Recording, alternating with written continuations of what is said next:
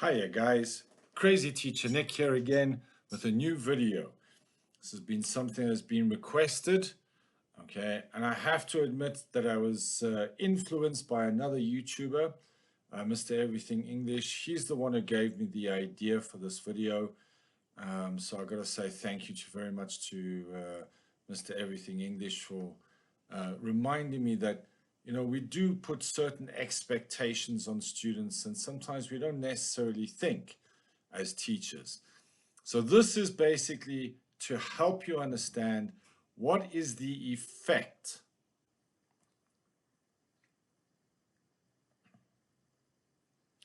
so you guys know very, very well, I'm always talking about how important your key conventions or your key genres are in your writing. And you need to know all of your key conventions in all your different text types so that you know exactly what devices you need to use for those different key conventions. Okay, I always speak about being proactive. So the idea is that you are thinking about what devices you would find in all of these different text types. So I've done videos on the key conventions. You can go and check those out somewhere around here in the channel. Okay. Today, my focus is more about how do we find out what the impact on the reader is? How do we do that analysis? So again, there are lots of videos out there, okay, all about language devices and structural devices, okay.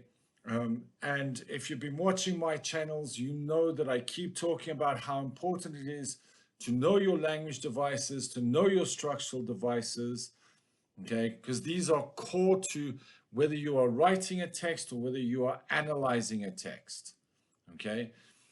That's the easy part. Okay, what you need to figure out is what is the effect? What is the big impact on the reader? So, breaking this down, okay, finding out what is your effect, you need to think about your point, evidence, explain steps. Okay, so we all know our PEE or PQE or whatever your teacher has taught you. Okay. So what is the point you are making? So the writer uses, this device. Fine. Then you've got to show your evidence that you know what the device looks like. Then you've got to think about what is the effect of the device. And then this is the part where you get the marks, is what is the impact on the reader? Okay. So you have to think and ask those questions. So what is the technique?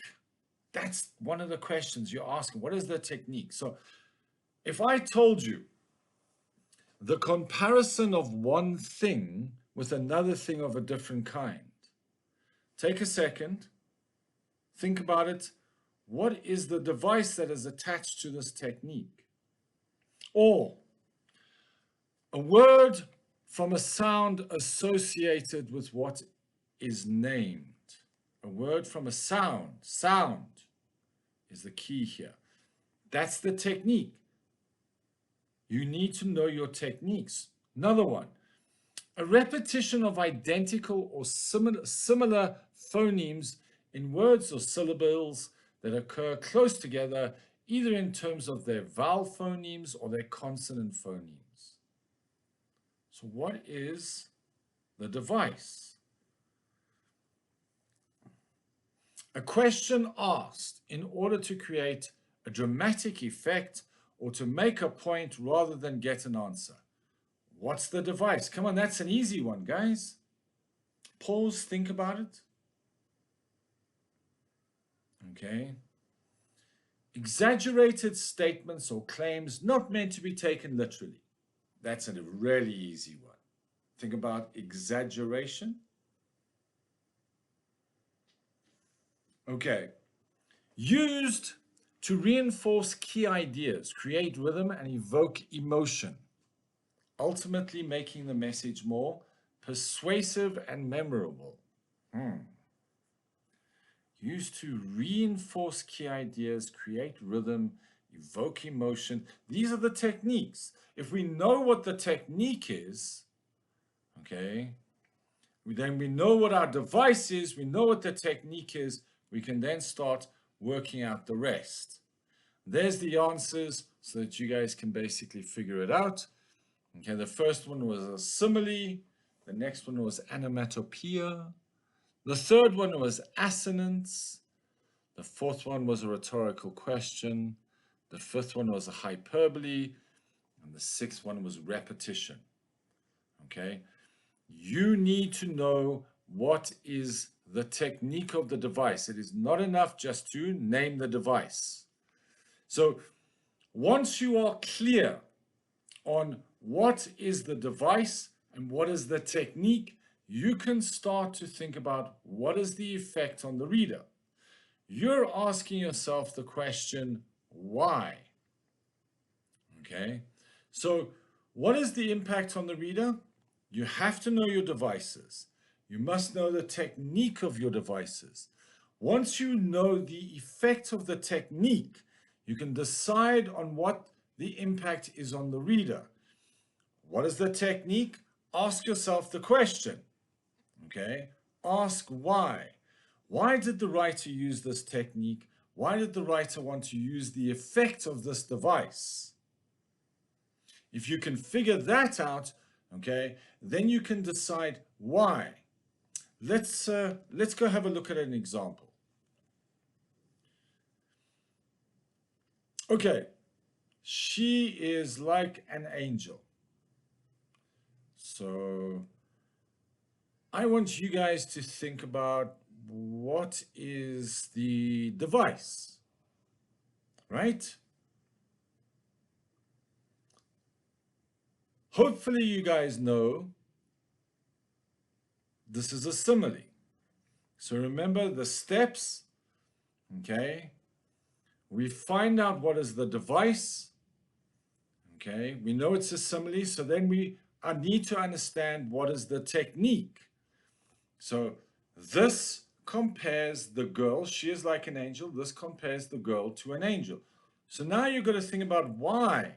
Why is the writer comparing the girl to an angel, or comparing the she or her to an angel? Now, obviously this is going to be in the context of your fuller text, or it's going to give you you've got to think about it in a much bigger idea, because the text will give you more of that context, okay? But you might come up with a question like this. You ask why, and you might come up with, okay, this suggests to the reader that the girl is beautiful, perhaps even a blessing. Let's try this in a structural device. Okay, so I chose a shift in focus, okay, very common device, very common structural device. So shift in focus is the device. What is the technique? Okay, we've got to know what the technique is to understand what is the effect on the reader. Why does the writer use this technique? So the shift in focus is the device. So what is the technique? Well, the technique is a change in the writer's attention or emphasis within a text, often between paragraphs or sections, to explore different aspects of a topic or characters, creating contrast or highlighting specific points. Okay, so why does the writer use this technique? Well, again, I have to guess because I'm just making it up here, okay? But if you know the technique and whatever text device you're looking at, you can start to figure out. So this changes the reader's attention from the outside of the building to the inside of the building, contrasting the two environments. Furthermore, this creates movement for the reader. You're thinking about what the technique does, okay? Once you understand the technique, you ask the question, why? Why does the writer use this technique specifically? And then you can work out what is the effect on the reader. Okay. Guys, This has been Crazy Teacher Nick. I hope this has helped. If you've got any questions, drop them down below. Okay, and rock on.